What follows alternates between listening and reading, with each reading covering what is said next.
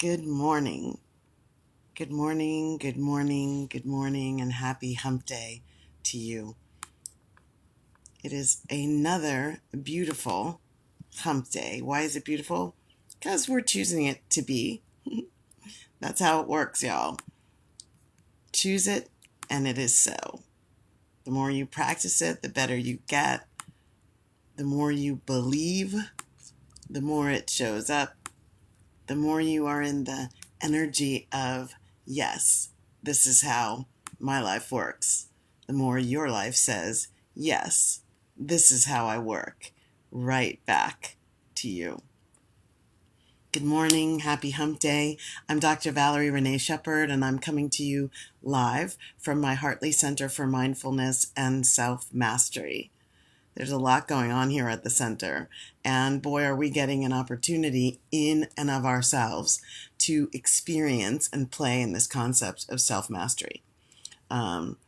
It's really an important time to get anchored in your highest vibration, to get really deeply connected to your master self, as my dear friend and chancellor of Gateway University, Reverend Dr. Kimberly Maroney, says in a book that I'm reading of hers around angel healing.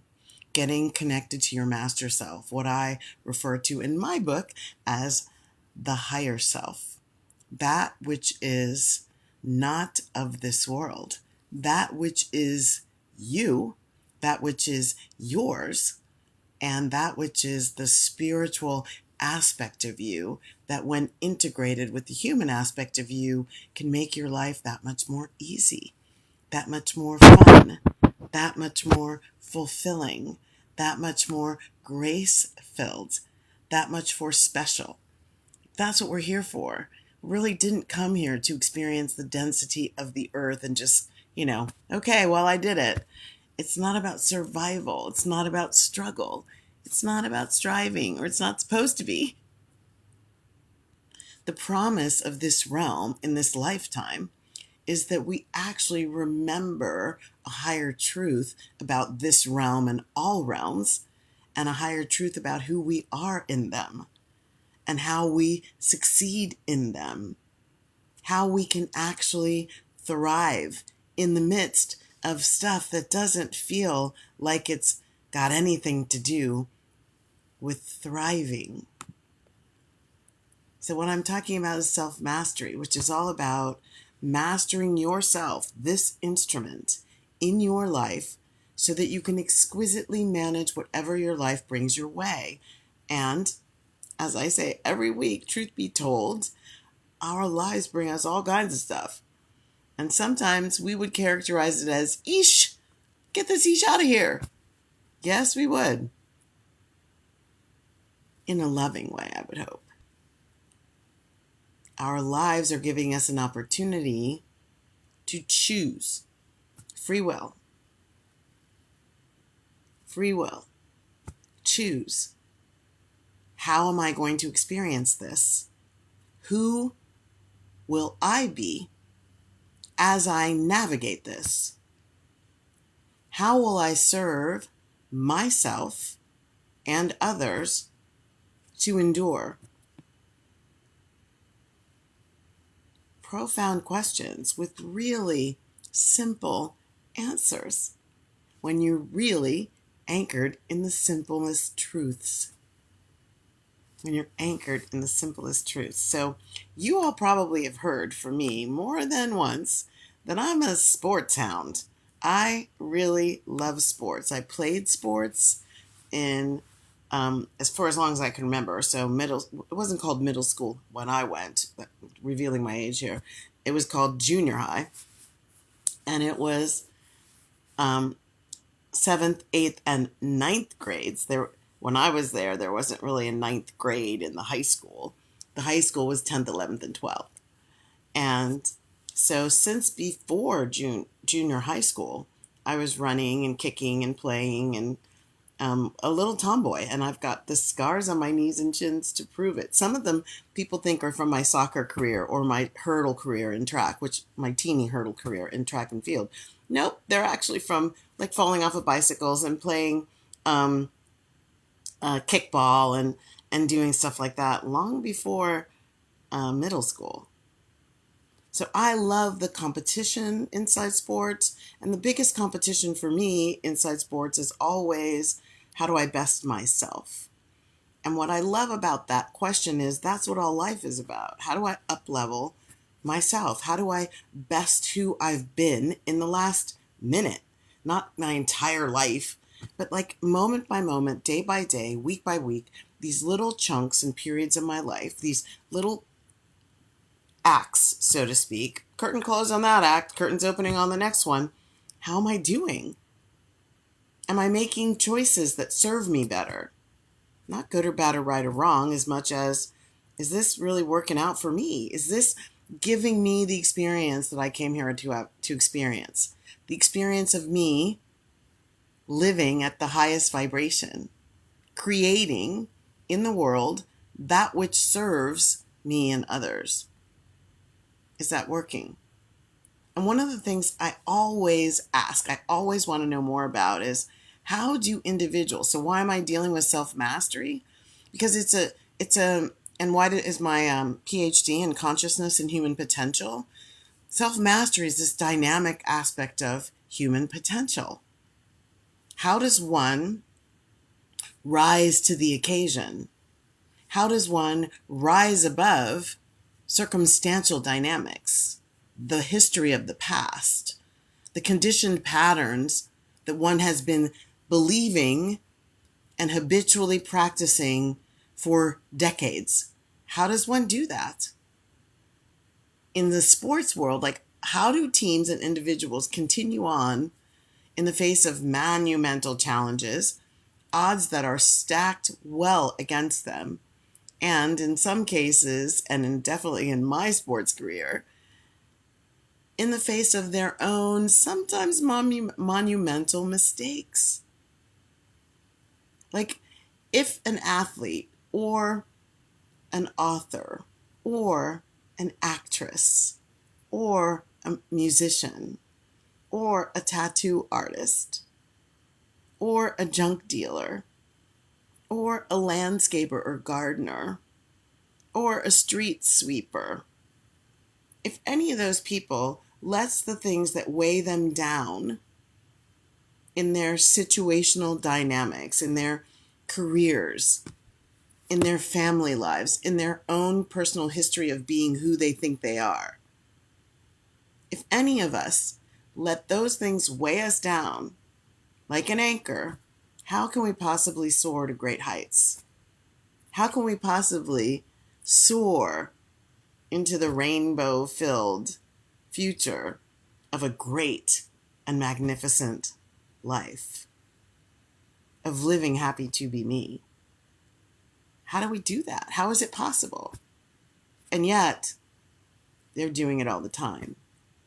People are doing it all the time, all around you, and you yourself have done it as well. You maybe may not have had this tool as a part of you doing that. And so it may have felt like a lot of struggle and a lot of striving and a lot of gnashing of teeth and a lot of breaking down barriers and a lot of kicking through walls and a lot of, protecting yourself from somebody who you feel is about to stab you in the back. Maybe, and I've done all of those, maybe a lot of that. And so here is a tool that you can cultivate within yourself to allow yourself, enable yourself, train yourself, catapult yourself into a new level of doing that.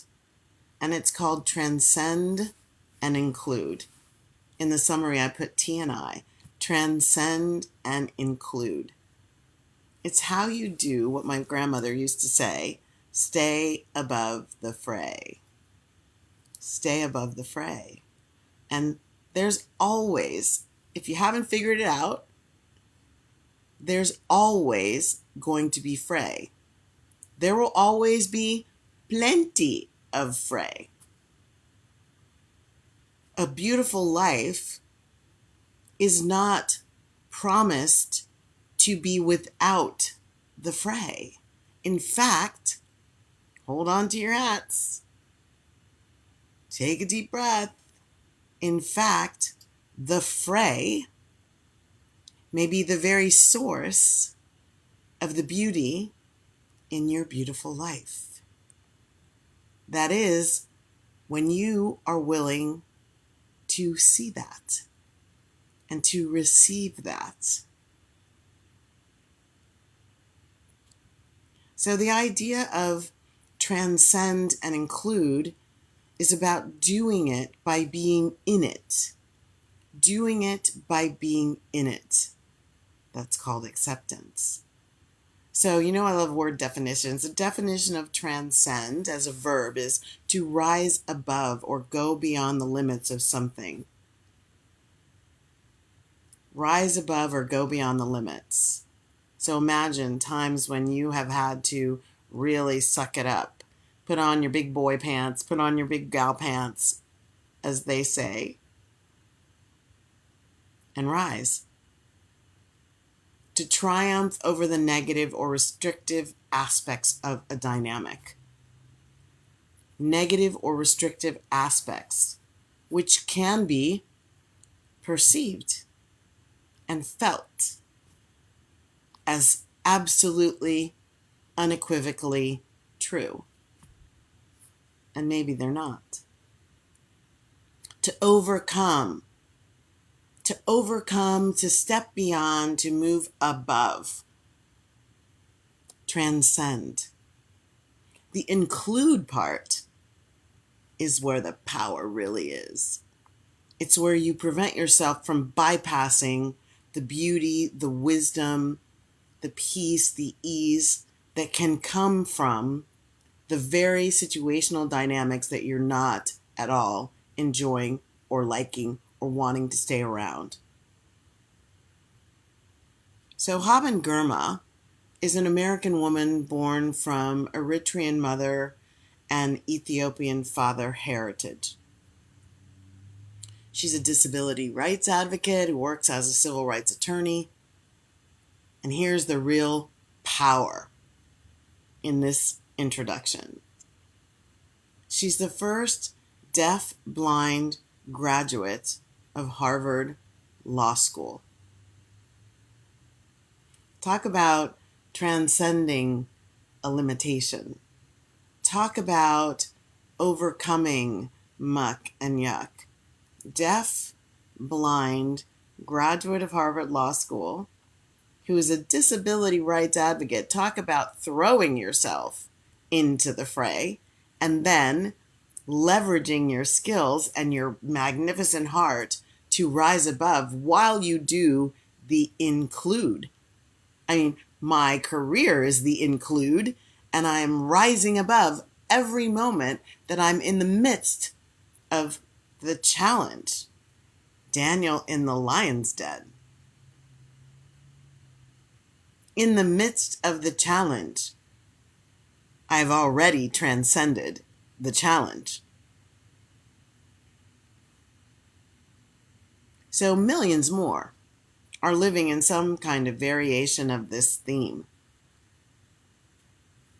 All of us have some kind of dynamic that is the fray. It may not be a physical fray like the one I deal with every day or the one this beautiful Haben Girma deals with every day. It may not be an outward thing that people can see. It may be an emotional challenge. It may be an addiction to fear, addiction to anger, addiction to drugs or alcohol or sex, or addiction to having people in our lives. That's called codependence. We're all dealing with something. We've all got some aspect of what could be termed muck and yuck. And guess what? There may not be a snap your fingers, read the book, do the exercises, move on beyond it. It may be one of those things that unfolds in you sprinkling goodness into your life over time. And you may not be able to discern how long that time is going to be. That's where the include part comes in. With all of these issues, and especially maybe the emotional ones, there is stuff that can really block us from our happiness. And the idea about transcending and including is not about pushing the fray away. It's not about resisting it and saying, I'm not going to think about it. I'm not going to go there, and not letting yourself cry and holding it in and trying to make yourself small in the face of a bully. It's not about that kind of stuff. It's not about resistance. It's not about ignoring it. It's not about stomping your feet and wishing it away, clicking your heels in your ruby slippers. It's not about that. It's about including it. The inclusion comes from these words: accepting, allowing, and creating your happy above it, in spite of it, next to it, along with it, for as long as it takes, while you ask whatever the muck and yuck is, whatever the fray, whatever's included in there, what it came to teach you. And then you stay there and receive. I'll say that again. Accepting and allowing and receiving are the way you give the include to the transcend. It's the way you have heaven in earth. Heaven is the transcendent nature of you that is accessible at any time. It can be cultivated. You can cultivate your ability to transcend the lower dynamic variables of the third dimension while you include them, knowing that the inclusion thereof is for your own highest and best good. It's how you bring more sweetness into your life so that your cup overflows with sweetness, and then everywhere you go, you sprinkle little sweetness herbs on everything and everyone. Transcend and include is how you get the most wisdom and insights from the things that trigger you, also known as your past, from your past beliefs, your past behaviors, your past habitual patterns of thought that don't serve you, your past inner voice that screams at you and kicks you and keeps you down. It's how you accept, allow, and receive what they're trying to teach you, from you, to you, for you, about you. That's your life. That's what it's here for. That's why you incarnated into this life, was to remind yourself in the midst of the density of the earth plane that you are more than that. That you are more than that. Juicy, delicious, yummy. So how do you do it? How do you cultivate this moment by moment, individuated ability to T&I, to transcend and include? So number one step, always, say it with me, breathe. Find your breath. Cultivate a deep and abiding relationship with your inner self. Your physical body speaks to you. And it does it when you are quiet enough on the mental plane to hear what it has to tell you on the physiological plane. That comes from riding your breath inward into peaceful you. Always there. You simply have to cultivate your relationship. You don't have to find the peaceful you. You don't even have to cultivate that. It's always there. It was endowed in you as a spiritual being. Spiritual beings aren't stressed. They're not anxious. They're not overwhelmed. No. They're peace. They're love. They're joy. They're freedom. That is you. When you cultivate your relationship to that aspect of you, when you activate and notice that that's who you are, and when you be and be and be and be and be and be and be that, no matter what in your life. Breathe. When the muck and yuck is really tugging on you, breathe. Some deep breaths in, some long breaths out. Allow your shoulders to drop. Check in. You might do a couple minutes of a body scan. Totally focusing on releasing and relaxing and letting go of muscular tension that often shows up in stress, anxiety, overwhelm, fear, anger, frustration. Low vibration energies can hold you in a contraction. Also, why you cannot rise.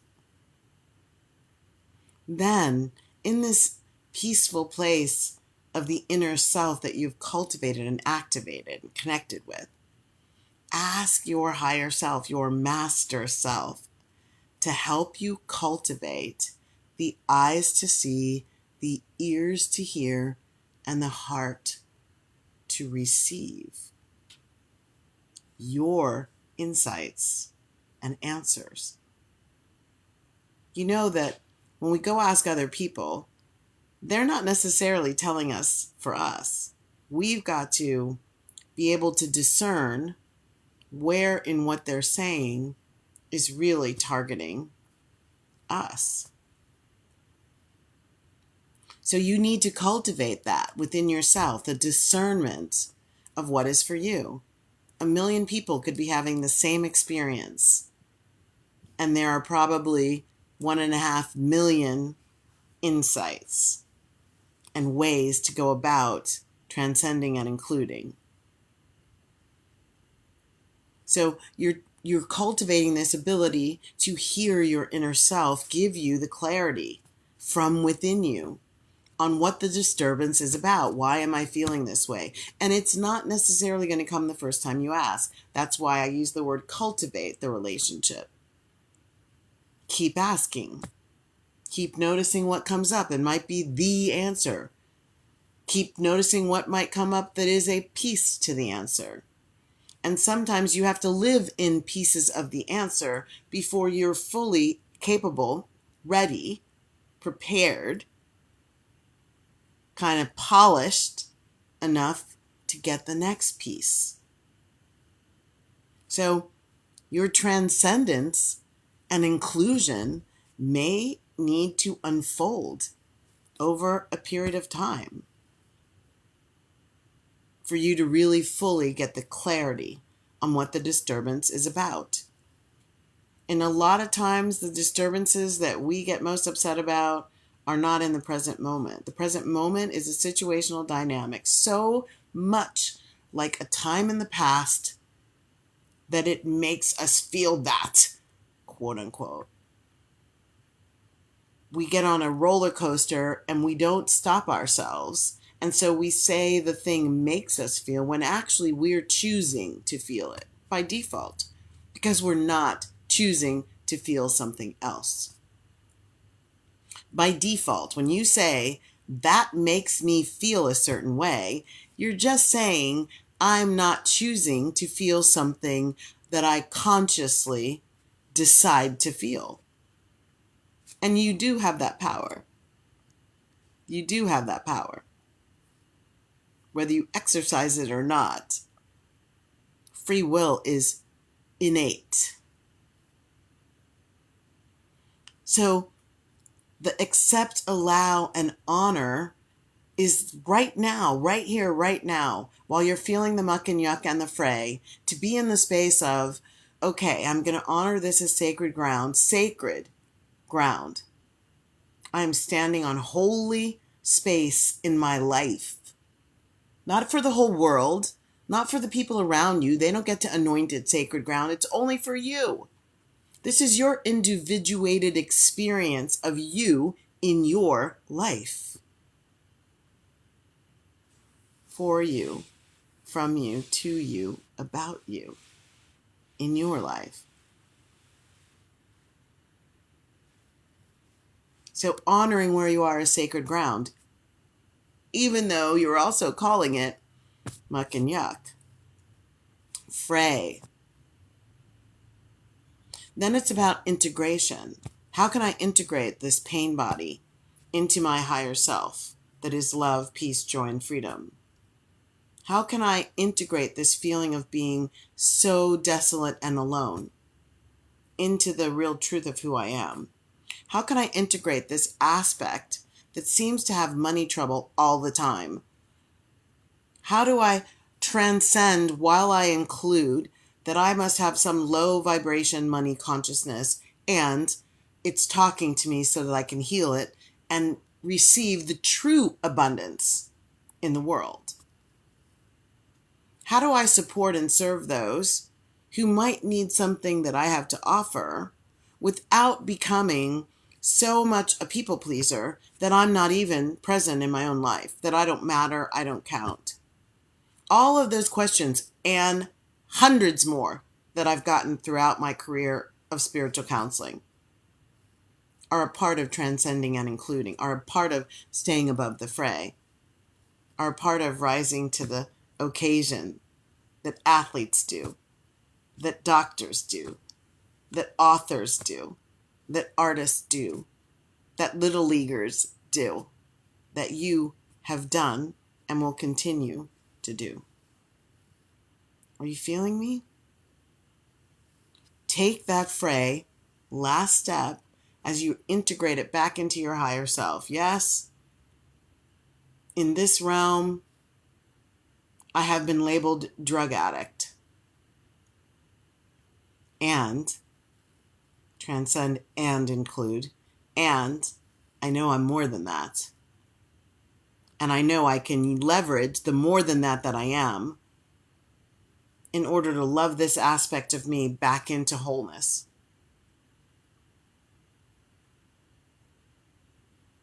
Soak the fray in your own unconditional love. That's the include. Receive what it has to offer, and it will start to dissipate in your life. It will hold less hold over you. This doesn't mean you don't have to do things on the human plane.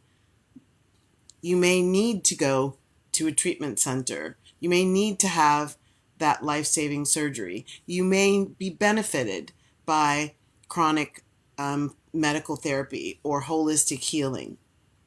You may need to exercise and change your eating habits. You may need to determine, do you have a sleep problem? You may need to do all those different things. It's not either or. Transcend and include is about a both and. You are working things out on the heavenly plane and the earthly plane within you. And they both exist there. They both exist there. So remember, getting into transcending and including starts with accepting and allowing everything that you are, whether you believe it's beautiful or not. Allowing that to unfold in your life as magnificence, as the exquisite, yummy, juicy deliciousness of you in your life.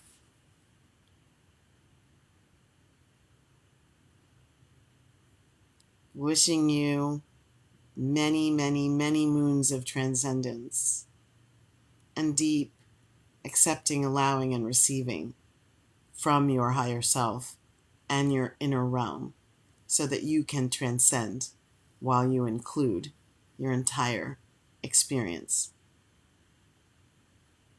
Thank you so much for being here for another Hump Day Happy Chat. We're up to 219. Yabba dabba do. please feel free to share. Please go into the archives and check what's there. The titles and the summaries give you some insight into what the teaching point is and how it might relate to you. And I encourage and invite you, welcome you to spend some time digging in there. And please do share. The gift of you in someone else's life might be that at just the right moment, when you didn't even know it, you shared something that tickled their need into a little bit smaller place. I always close the Hump Day Happy Chat, always up until now. It may change, but thus far in the Hump Day Happy Chat with the Karanaya Metta Sutra, which is the prayer of loving kindness from the Buddha. And it goes, may all beings be peaceful. May all beings be safe. May all beings be happy. Yes, indeed. May all beings awaken to the light of their true nature. Awaken. Wake up to the truth of who you are and bring that into your everyday experience so that you can transcend and include what your everyday experience gives you that you're not so sure you're equipped to deal with. May all beings awaken to the light of their true nature, and may all beings be free. Yay, for emotional freedom. Hallelujah. Amen. I'm Dr. Valerie Renee Shepard, signing off from this week's segment of my Hump Day Happy Chat. Wishing you the best. Bye now.